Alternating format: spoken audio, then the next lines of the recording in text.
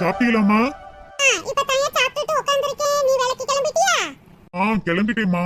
அம்மா உங்ககிட்ட ஒரு விஷயம் கேட்கணும். என்னப்பா விஷயம்? சொல்லு. அது ஒண்ணு இல்லம்மா, ஆபீஸ்ல சம்பள பணம் போடுறதுக்கு கொஞ்சம் லேட் ஆயிருச்சு. எனக்கு இப்ப கொஞ்சம் காசு தேவைப்படுதுமா. நகையெல்லாம் ஏலம் விட போறாங்களாம், கொஞ்சம் வட்டி கட்டணும். உங்ககிட்ட காசு இருந்தா கொஞ்சம் கொடுங்களேன். என்கிட்ட ஏறியா காசு? நீ கொடுத்தாதே காசு என்கிட்ட இருக்கு. நீ கல்யாணம் முடிச்சதுக்கு பின்னாடி சம்பள பணத்தை என்கிட்டயா கொடுக்குற? உன் பொண்டாட்டி கையில தானே போய் கொடுக்குற. ஒரு 10 ரூபா காசு கூட இந்தாமா செலவுக்கு வச்சுக்கிறோமான்னு சொல்றியா? கிடையாது. புருஷனும் பொண்டாட்டி அப்படியே அமிக்கிக்கிறீங்க. இப்ப வந்து காசு தா என்ன தானு கேட்டுக்கிட்டு இருக்க? அதெல்லாம் என் கையில 10 பைசா இல்ல. நானே பிச்சை எடுக்கிற நிலைமையிலே உட்கார்ந்து கிடக்கேன். ஏதோ என் மக வாரப்ப போறப்ப ஒரு 20-30 ரூபா கையில கொடுப்பா, அதை வச்சுட்டேன் செலவு பண்ணிக்கிட்டு இருக்கேன். என்கிட்ட 10 பைசா கூட இல்லப்பா. போய் வேலையை பாரு. உன் பொண்டாட்டிட்ட போய் கேளு. நீ கட்ட சம்பாரிச்ச பணத்தை பூரா உன் பொண்டாட்டிட்ட தான் கொடுத்த. உன் பொண்டாட்டி வச்சிருக்காளோ இல்ல அவ பிறந்த வீட்டுல அள்ளி கொடுத்தாளோ? போய் கேளு. அம்மா அவட்டையும் கேட்டேம்மா, அவ குடும்பத்துக்கே செலவழிச்சிட்டேன்னு சொல்றா. சரி விடுமா, வேற யார்ட்டையாவது கேட்டுக்கிறேன். சம்பள பணத்துல இருந்து 10 ரூபா தங்கச்சிக்காரிக்கும் ஆத்தாக்காரிக்கும் செலவு பண்றது கிடையாது. காசுக்கு மட்டும் வந்துருவேன். என் பெத்த மக மாமியார் வீட்டுல ரொம்ப இமுசையா இருக்குன்னு சொல்லி இங்க வந்தா என்ன ஏதுன்னு வந்து கேட்டானா ஒண்ணும் கேக்குறது இல்ல. அவன் வேலை உண்டு அவன் உண்டுன்னே இருப்பேன். இத்தனை நேரம்லாம் பொண்டாட்டினே கண்ணுல தெரியும். காசுக்கு மட்டுமே என்னையும் என் மகளையும் தெரியும். மக்களே, ராதிகா இப்பதான் எந்திரிச்சியா? மாமா வந்து உட்காரு. கேட்டி மக்கா ராதிகா, டீ குடிச்சியா? ஏம்மா அண்ணி இப்பதாம போட சொல்லிருக்கேன், சூட போட்டு கொண்டு வரேன்னு சொல்லிருக்காங்க. சரி மக்கா ராதிகா, ஏதோ புது மாடல் மாங்காய் மாலை செயின் வாங்கணும்னு சொல்லிக்கிட்டு இருந்தீல, அதுக்கு கூட காசு கேட்டிலமா? சங்கத்துல இருந்து 50,000 வாங்கி வச்சிருக்கேன், கொண்டு போய் வாங்கிக்க. 50,000 வாங்கிட்டியாமா? அதான் நம்ம உன்கிட்ட சொன்ன ஒருவேளை கரெக்டா செஞ்சிருவியே. ஆமாட்டி மக்கா, எனக்கு காசு தரமாட்டேன்னு சொல்லிக்கிட்டு இருந்தாங்க. நான் விடலையே. எனக்கு ஒத்த வரையில 50,000 வேணும்னு வாங்கிட்டு வந்துட்டேன். இந்த காசு வாங்கினது யாருக்கும் தெரியாது மக்கா. உன் அண்ணிக்காரிக்கு கூட தெரியாது. மறைச்சு வச்சுக்க. எத்தே காலையில தானே உங்க மைய ரொம்ப கஷ்டமா இருக்கு, காசு இருந்தா தாங்கன்னு கேட்டாங்க. இல்லேன்னு சாதிச்சிங்க. இப்ப மட்டும் எங்க இருந்து வந்துச்சு இந்த காசு? அது வந்து இது என் மகளுக்காக சங்கத்துல வாங்கின காசு. உங்க மையர் 2 நாளா கஷ்டமா இருக்கு காசு தாமான்னு உங்ககிட்ட கேட்டுக்கிட்டே இருக்காங்க. ஒரு அணக்கத்தையும் காட்டாம இப்படி காசு தூக்கி உங்க மக கையில குடுக்கறீங்களே, ஏன் இப்படி பண்றீங்க? இங்க பாருட்டி, என்னட்டி என்னையவே மிரட்டுற? அதானே நான் இருக்கிறப்பவே எங்க அம்மாவை இந்த மிரட்டிக்கிட்டு இருக்கீங்க. எங்க அம்மா எனக்கு தான் செய்வாங்க. இன்றாசு சம்பள பணத்தை வாங்கி என் கையிலயா குடுக்குறா? உன் கையில தானே குடுக்குறா. நீ தானே பக்குவமா வச்சு குடுத்துருக்கனே. என்னமோ என் கையில நீட்டுற மாதிரி குடுக்கலன்னு சொல்லிட்டு அதிகாரமா கேக்குற. எனக்கு என் மக ராதிகா தான் முக்கியம். அவதான் என் வயசான காலத்துல என்னைய பாப்பா. பொண்டாட்டி வந்த உடனே பெத்த தாயும் தங்கச்சியும் மறந்தவடுத்து நான் எப்படி காசு வாங்கி கொடுக்க முடியும்? எனக்கு என் மக ராதிகா தான் முக்கியம். போட்டி இங்க வந்து கத்திக்கிட்டு கிடக்காம வேலையை போய் பாருப்பா. மகனு மகளையே தலையில தூக்கி வச்சு ஆடுறாங்க. பாவம் என் வீட்டுக்காரு இரவும் பகலும் இந்த குடும்பத்துக்காக தான் கஷ்டப்பட்டு சம்பாதிக்கிறாரு. ஆனா இங்க மதிப்பு இல்லாம இருக்கே, அது அந்த மனுஷனுக்கு புரிய மாட்டேங்குது. நண்பர்களே, என் குடும்பத்துலதான் இப்படி நடக்குதா இல்ல உங்க குடும்பத்திலயும் இப்படித்தான் நடக்குதான்னு சொல்லுங்க நண்பர்களே. என்னால தாங்கவே முடியல. என்னதான் என் வீட்டுக்காரு அம்மான்னு உயிரை விட்டாலும் மாமியாருக்கு மகதான் முக்கியமா போச்சு.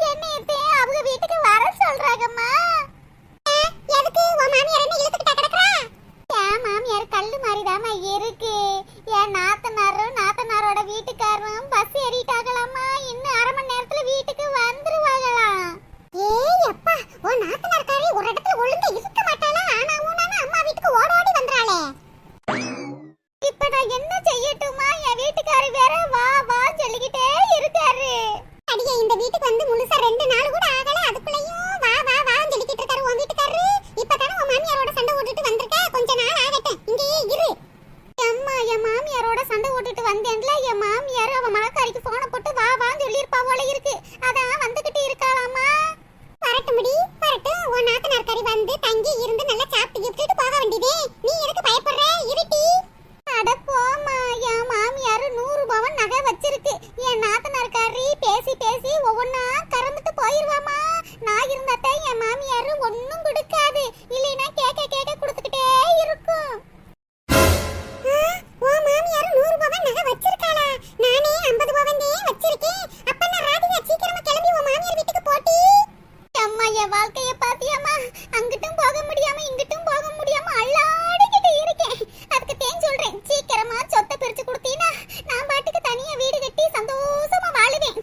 ஏட்டி, நீ இந்த வீட்டு பிறந்த மகட்டி, உனக்கு சொத்து கொடுக்காம நாங்க இருப்போமா? அதெல்லாம் கண்டிப்பா சொத்து இருக்க முடியும். போய் ஃபர்ஸ்ட் உன் மாமியார் விட்டு நகையெல்லாம் கைப்பற்ற வேலையை பாரு. எம்மா, என் மாமியார் விட்டு நகையை எப்படி நான் வாங்கணும்னு எனக்கு தெரியுமா?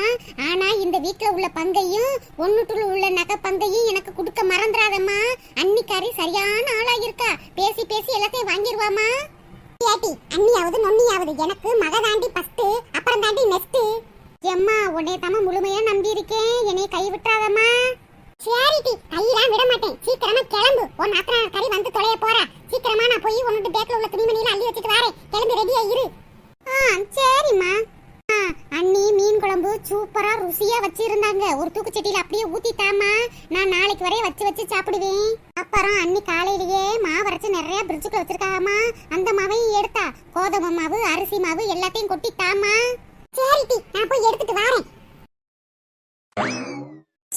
மாமியார் வீட்டுக்கு போறதுனால எரிச்சலா இருக்கு.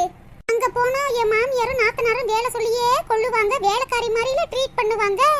ஆனா எங்க அம்மா வீட்டுல சோபால படுத்துக்கிட்டு நல்ல கொரட்டை விட்டு தூங்கலாம், நினைச்ச நேரம் சாப்பிடலாம், பிடிச்சத அண்ணிட்ட கேட்கலாம். நல்ல 2 மாசம் இருந்து உடம்ப தேத்திட்டு போலான்னு பார்த்தா எங்க என் நாத்தனார்காரி எனக்கு வில்லியாட்ட வந்துட்டாளே. ராதிகா, நீ கேட்ட எல்லாமே எடுத்து வச்சிருக்கேன், போ. அம்மா, நீ போன்னு சொல்ற, ஆனா எனக்கு இங்க இருந்து போகவே மனசு இல்லம்மா. ஏட்டி, இப்ப போயிட்டு உன் நாத்தனார்காரி ஊருக்கு போனோம்னா உடனே இங்க வந்துருட்டி. சரிம்மா. அம்மா, மாவு, அரிசி மாவு, குழம்பு, மிளகாய் பொடி எல்லாம் எடுத்து வச்சியாம்மா? எல்லாம் நிறைய கொட்டி கட்ட பைக்குல வச்சிருக்கேன் மக்களே. எங்களுக்கு கூட இல்ல, இனிமேதான் வாங்கி நாங்க எல்லாம் செஞ்சுக்கிறேன்னு. நீ கொண்டு போய் வச்சுக்க. சரிம்மா.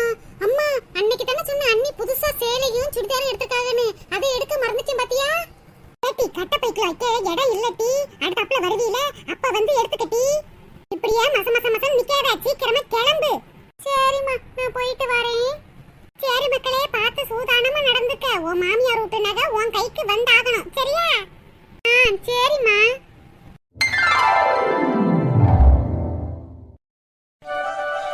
ஏட்டி சின்ன பொண்ணு, போன மாசமே பிள்ளைகளுக்கெல்லாம் பீஸ் கட்டணும், எனக்கு 50,000 வேணும் முடியும்னு சொல்லி தானடி வச்சேன். நீ என்னமோ எனக்கு கொடுக்காம அந்த கீதாவுக்கு காசு எடுத்து கொடுத்து வச்சிருக்க.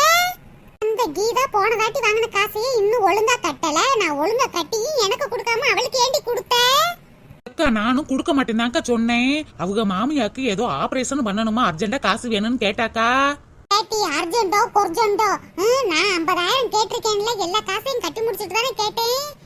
நான் என்னமோ வெட்டி செலவு பண்றதுக்காக கேக்குற மாதிரி நீ கொடுக்க மாட்டேன்னு சொல்லிக்கிட்டு இருக்க. பிள்ளைகளோட படிப்பு செலவுக்கு தானே கேட்டேன். ஏக்கா, கோவப்படாதக்கா, அடுத்த மாசம் கண்டிப்பா 50,000 என்னக்கா, 1 லட்சம் கூட வாங்கிக்க. அடுத்த மாசம் எனக்கு எதுக்குடி? எனக்கு இந்த மாசமே தேவைப்படுது. இந்த மாசம் கேட்டா நீ என்ன அடுத்த மாசம் தருவியா? நீ ஆளு பார்த்து தாண்டி நடிக்கிற. ஏக்கா, என்னக்கா இப்படி பேசுற? உயிர் ஊசலாடுதுன்னு சொல்லவும் தானக்கா கீதாவுக்கு காசு கொடுத்தேன். நம்ம சங்கத்துல காசை வாங்கிட்டு ஒழுங்காவும் கட்ட மாட்டாளுக, கட்டுனாலாவது உனக்கு கொடுக்கலாம்.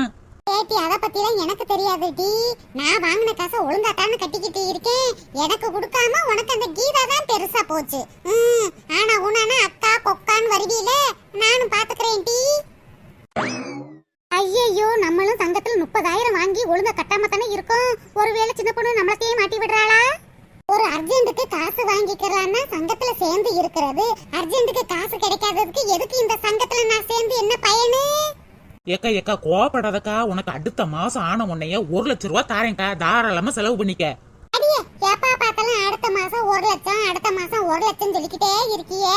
நான் போய் ஸ்கூல்ல சொல்ல முடியுமா அடுத்த மாசம் 1 லட்சம் ரூபாய் வாங்கி தரேன், கொஞ்சம் அமைதியா இருங்கன்னு சொல்ல முடியுமாடி? என் பிள்ளைகளுக்கு அடுத்த வாரம் ஃபீஸ் கட்டணும். எனக்கு இப்போதைக்கு 50,000 தேவைப்படுதுடி. ஏக்கா, கவலைப்படாம இருக்கா, நானும் நீனும் சரோஜாக்கா வீட்டுல போய் கேட்டு பாப்போம். சரோஜாக்கா வட்டிக்கு தானே வீடுது, உனக்குன்னு கேட்டா கொடுக்குங்கக்கா. அதுக்கு எதுக்குடி நீ வர? நான் போய் கேட்டால சரோஜாக்கா வட்டிக்கு கொடுக்குமே. சரி, வச்சு தோலை, நான் சரோஜா கிட்டயே கேட்டு பாக்குறேன். என்ன ராணியக்கா, காசு இல்லைன்னு சொல்றாளாக்கு? ஆமாட்டி வசந்தி, போன மாசமே சொல்லி வச்சேன் தாரேன் சொல்லிட்டு இப்ப கடைசியில இல்லைன்னு சொல்லி ஏமாத்துறாடி. ஏதோ கீதா மாமியாருக்கு உடம்பு சரி சரியில்லையா, அதான் அவளுக்கு காசை எடுத்து கொடுத்து புட்டா. இந்த சின்ன பொண்ணு எப்பயுமே இப்படிதான்க்கா, தாரேன் தாரேன்னு சொல்லிட்டு கடைசியில ஏமாத்திடுவா. இப்ப பிள்ளைகளுக்கு பீஸ் கட்டுறதுக்கு என்னக்கா செய்ய போற? வேற என்ன செய்யறது, வட்டிக்கிட்டேயும் சரோஜா கிட்ட காசு வாங்கணும்.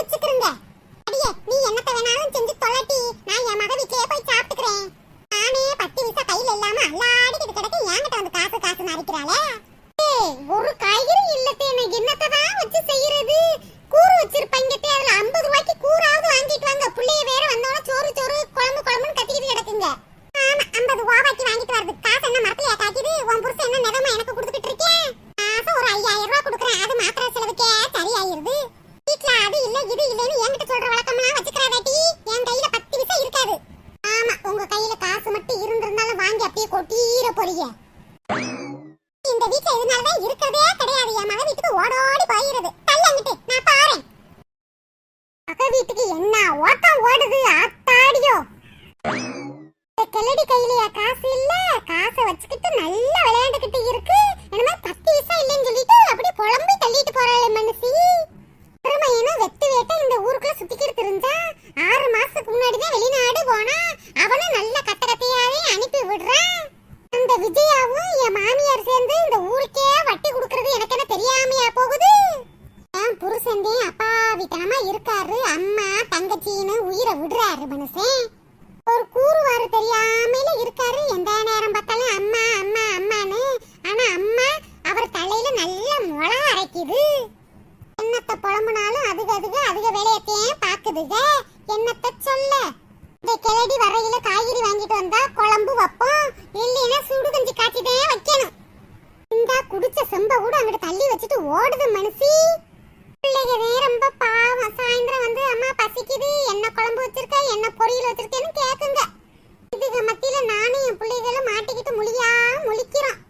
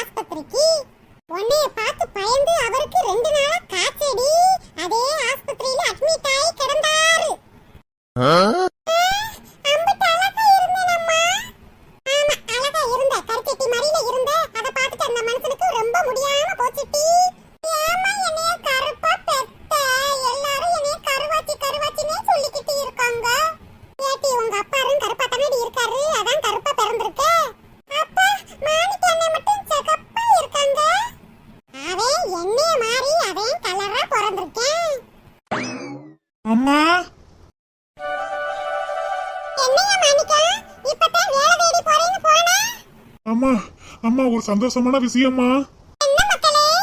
அம்மா அம்மா நான் வேலை தேடி போன லெக்ல எனக்கு வேலை கிடைச்சிருச்சுமா. வேலை கிடைச்சிருச்சு.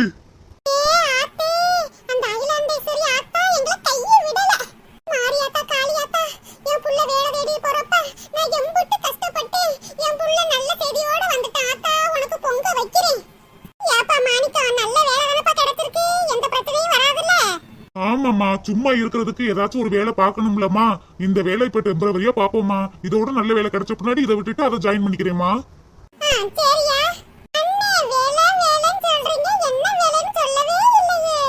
இதுவாமா காயத்ரி, பேங்க்ல எல்லாம் கடன் வாங்கிருப்பாங்கல்ல, கடனை தாங்கன்னு போய் கேக்குற வேலைமா. அம்மா அதுக்கெல்லாம் நிறைய படிப்பு படிச்சிருக்கணுமா. எல்லாரும் பேங்க்ல கடன் வாங்கிருப்பாங்கல்லம்மா, ஒவ்வொரு வீட்லயும் போய் நம்ம வசூல் பண்ற வேலைமா. அதெல்லாம் எந்த அலைச்சலும் இல்லம்மா, இந்த ஊருக்குள்ளேயே வசூல் பண்ற வேலை மட்டும்தான்.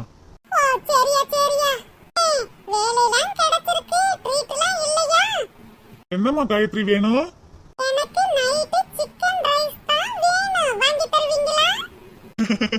சரிம்மா காயத்ரி, வாங்கி தரேன்.